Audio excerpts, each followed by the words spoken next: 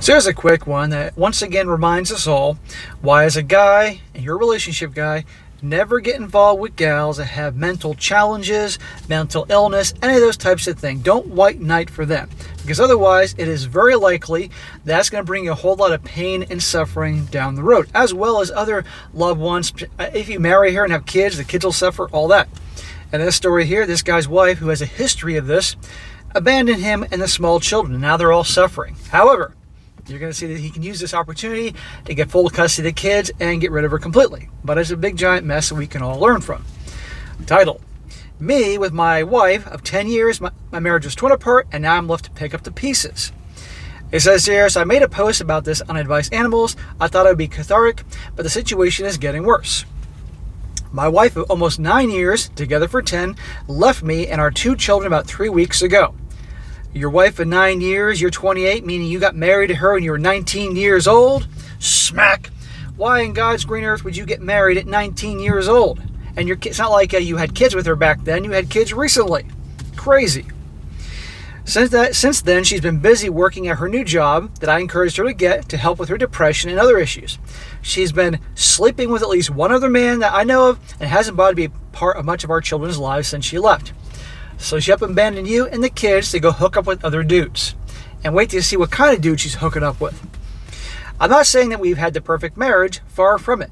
But if you would have told me the morning that she said that, hey, your wife is going to leave you today, I would have laughed in your face.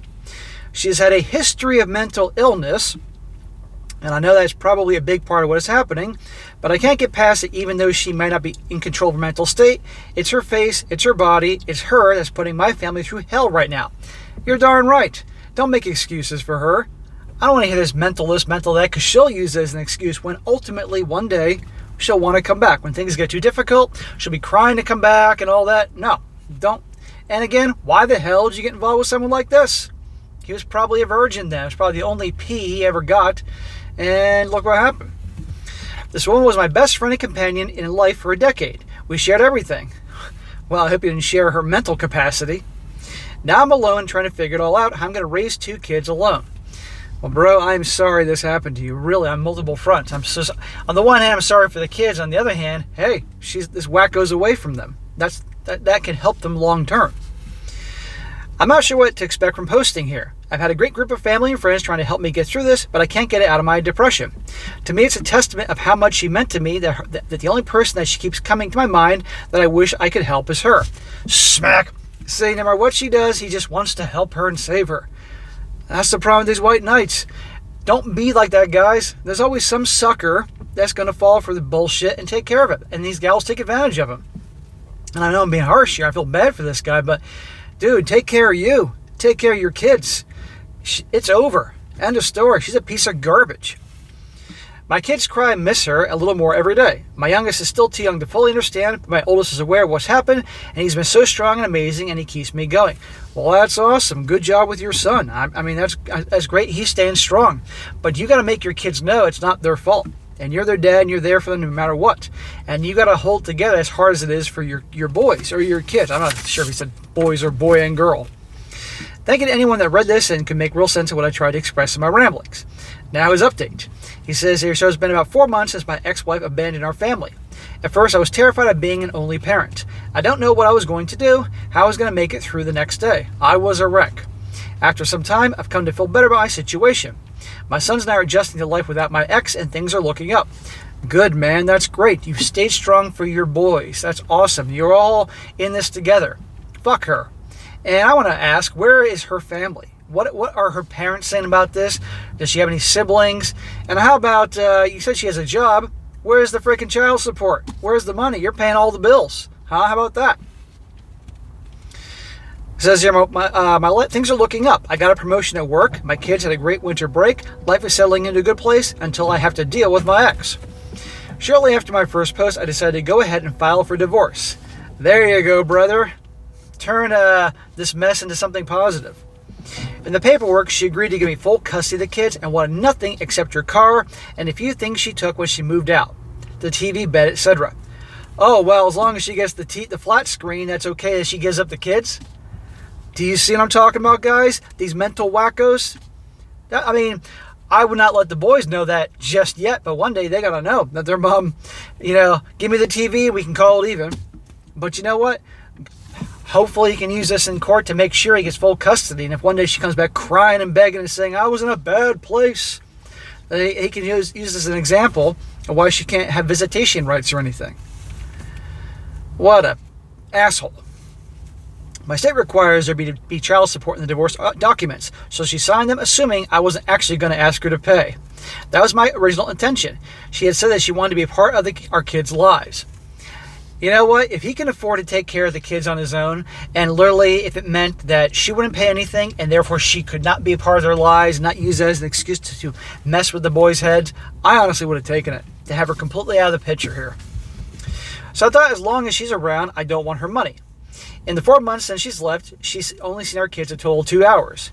She hasn't spoken to my youngest in over 2 months, and my oldest since before Christmas. God, she is awful.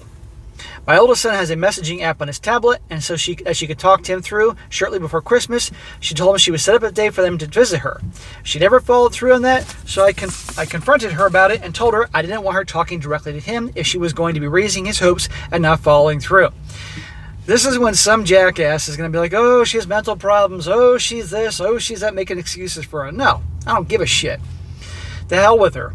This guy needs to be using this, as she can't reach out to them at all. I'm sure he can work with his attorney and hopefully make that possible. Messing with those kids. Since my ex moved out, she's dated 2 married men. The second is also in the middle of a divorce, and she's dating him. So she's not only wrecking your home, but also 2 other ones. She's left her job and started working at a different call center. That's her big promotion, at a call center. She hasn't paid any child support. I never asked to see our kids unless I initiated a conversation. Then she asks about them only as an afterthought, and never sets up an actual visit. My youngest son will be turning 5 on Friday, and I'm honestly not expecting to hear from her. It would honestly shock me if she called. She's basically turned her back on us as if we never existed. Our divorce should be finalized this month, and I've already gone to recovery services to get her to pay the child support. It's been a hard few months, but I feel confident that things will be okay. Well, if you need that money, you need that money. But if you don't need that money, perhaps by her not paying, that makes her not being able to be a part of their lives. Because all she's doing is messing with their heads and toying with their emotions, these poor boys. They need a parent that loves them and they can trust and support. So you're doing the best you can, my man, and that's great. And I'm glad you got promotion, because you could definitely use the cash. And just take it one day at a time. But I do everything possible to make it that she couldn't have any contact at all with them. All right? And one day when she comes back crying and saying she was in a bad place and off her meds or some bullshit like that, don't fall for it.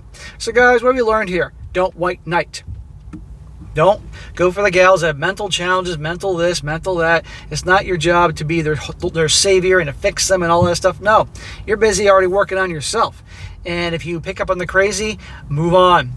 Okay, I know the crazy ones are always wild in bed, and that's all fun for that very brief period of time, but the rest of the time you're dealing with their craziness. And look she isn't just bringing this guy pain, look what she's doing to the kids.